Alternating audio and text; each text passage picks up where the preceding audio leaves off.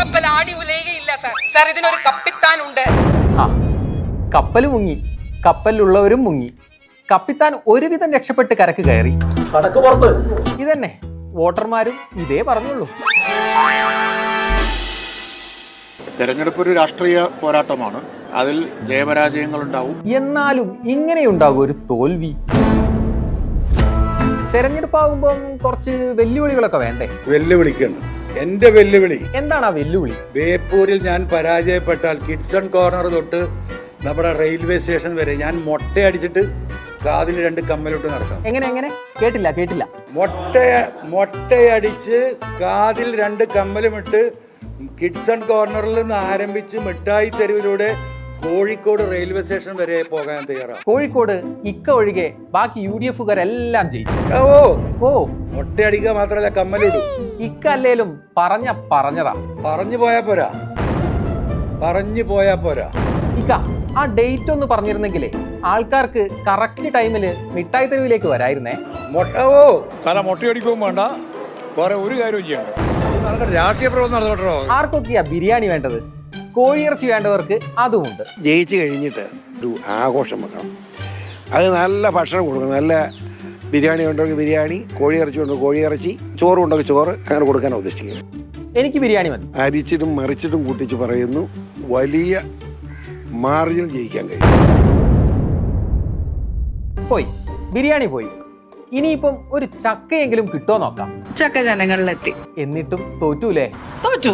ചക്ക സീസൺ ആയിട്ടും ചക്കയ്ക്ക് കഷ്ടകാലമാണല്ലോ. പക്ഷെ നല്ല അടിപൊളിയായിട്ടാണ് തോറ്റെന്നുള്ള സന്തോഷം എനിക്കുണ്ട്. ചക്കയും പോയി.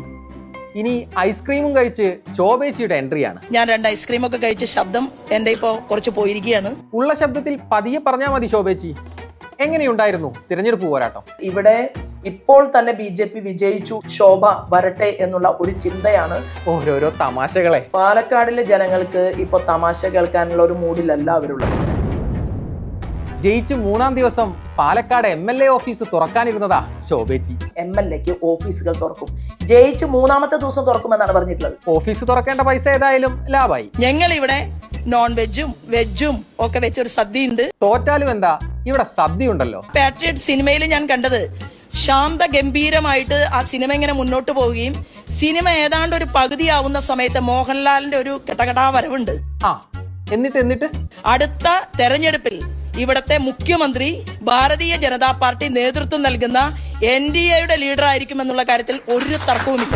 35 സീറ്റും പിടിച്ച് കേരളം ഭരിക്കുമെന്ന് പറഞ്ഞ ഒരു പാർട്ടി പ്രസിഡന്റ് കഴിഞ്ഞ തവണയും ഇവിടെ ഉണ്ടായിരുന്നു. 35 സീറ്റ് കിട്ടിയാൽ ഞങ്ങൾ കേരളം ഭരിക്കുന്നു. ഞാനിപ്പോഴും അതിൽ തന്നെ നിൽക്കുന്നു. ഇത്തവണ വൻ ഭൂരിപക്ഷത്തിൽ ഉറപ്പായിട്ടും ജയിക്കുമെന്ന് പറഞ്ഞ ഒരു ബിഗ് ബോസ് സ്ഥാനാർത്ഥിയും ഉണ്ടായിരുന്നല്ലോ.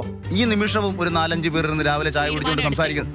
4 പേര് സംസാരിക്കുന്നുണ്ട്. അഖിൽ കൊള്ളാമല്ലോ, ആ പയ്യന് നമുക്ക് വോട്ട് കൊടുക്കാം. ആ 4-5 പേരുടെ വോട്ട് മാരാർക്ക് കിട്ടിക്കാണുമായിരിക്കും. ഇവിടെ ഞാൻ നോക്കിയിട്ട് ഒരു വെല്ലുവിളിയും ഞാൻ കാണുന്നില്ല.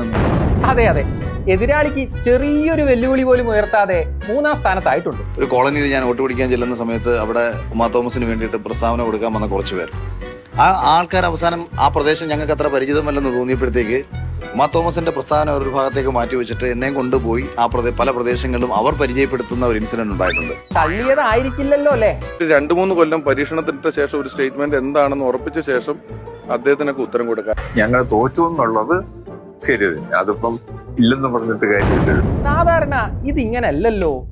തോൽവി ഇവരെ പറഞ്ഞു മനസ്സിലാക്കാൻ കുറച്ച് പാടായിരുന്നല്ലോ. വോട്ട് കുറഞ്ഞു പോയി, ഞങ്ങൾ തോറ്റു. ആശാനെ, UDFന്റെ വിജയത്തെ കുറിച്ച് എന്താണ് പറയാനുള്ളത്? എന്നാ പറയാനാ, ഇനി അവന്മാർ ഉണ്ടാക്കാൻ പോകുന്നതാ എന്ന് കരുതില്ല. നാറാൻ പോവാ നാട് മുഴുവൻ. വെറുതെ സംശയിച്ചു. ആശാന് ഒരു മാറ്റവുമില്ല. അവർക്ക് വോട്ട് ചെയ്ത ആളുകൾ വിഡ്ഢികളാ. ഏതായാലും തോൽവിയുടെ പശ്ചാത്തലത്തിൽ സഖാക്കൾക്ക് കുറച്ചുകൂടി അഭിപ്രായ സ്വാതന്ത്ര്യം കൊടുക്കാനാണ് പാർട്ടി സെക്രട്ടറിയുടെ തീരുമാനം. പാർട്ടി സഖാക്കൾക്ക് നിർഭയമായും സ്വതന്ത്രമായും അവരുടെ ഘടകങ്ങളിൽ അഭിപ്രായങ്ങൾ പറയാൻ അവസരമൊരുക്കണം. ഇത്രയും കാലം അഭിപ്രായം പറയാനുള്ള സ്വാതന്ത്ര്യം പോലും അവിടെ ആർക്കും ഇല്ലായിരുന്നല്ലേ? ഇതുപോലെ ആന്റി ഇൻകംബൻസി ഇല്ലാത്ത ഒരു കാലഘട്ടവും ഉണ്ടായിട്ടില്ല. പൊതുവിൽ ജനങ്ങൾ സംതൃപ്തരാണ്. 99 സീറ്റിൽ നിന്ന് 35-ലെത്തിച്ച ജനങ്ങൾ ഏതായാലും സംതൃപ്തരാണ്. സംസ്ഥാനത്താകെയുള്ള ഒരു ട്രെൻഡായിട്ടാണ് കാണുന്നത്. അത് അങ്ങനെ ഒരു ട്രെൻഡ് സംസ്ഥാനത്താകെ ഉണ്ടാവുമ്പോൾ കടുത്ത മത്സരം നടക്കുന്ന ഇഞ്ചിനിഞ്ച് പോരാട്ടം നടന്ന തൃത്താലയിൽ മാത്രം അതിൽ നിന്ന് വ്യത്യസ്തമായിട്ടുള്ളൊരു ഫലം നമുക്ക് പ്രതീക്ഷിക്കാൻ വയ്യ. എല്ലാവരും തോറ്റോണ്ട് ഞാനും തോറ്റുന്ന്. ശരി, എന്തോ ഒന്നുകൂടി രാജേഷ് ചേട്ടന് പറയാനുണ്ട്.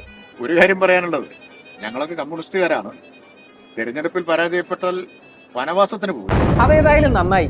സമരം ചെയ്യാനൊക്കെ ഇവിടെ ആൾക്കാർ വേണ്ടേ? പാർട്ടി ഓഫീസിന്റെ ഉള്ളിൽ വന്ന് ഗുണ്ടകൾക്ക് വിലസാം, പോലീസിന് വിലസാം എന്ന് ധരിക്കരുത്. അനങ്ങാതിരുന്നോ, ഞങ്ങളെ പേടിച്ചിരുന്നോ? ഉടക്കുണ്ടാക്കാനാണ് ആഗ്രഹിക്കുന്നതെങ്കിൽ അത് കേരളത്തിൽ നടക്കില്ല. ഭരണം പോയില്ലേ, ഇനി അങ്ങോട്ട് സമര പരമ്പരകളുടെ കാലമല്ലേ. ഏതായാലും പാർട്ടിയുടെ നിലവിലെ ദുരവസ്ഥയിൽ കണ്ണൂരിലെല്ലാം പുതിയ ഫ്ലക്സുകൾ ഉയരുന്നുണ്ട്. പി ജയരാജനെ വിളിക്കൂ, പാർട്ടിയെ രക്ഷിക്കും. ആരെങ്കിലുമൊക്കെ വന്നൊന്ന് രക്ഷകനായാലും.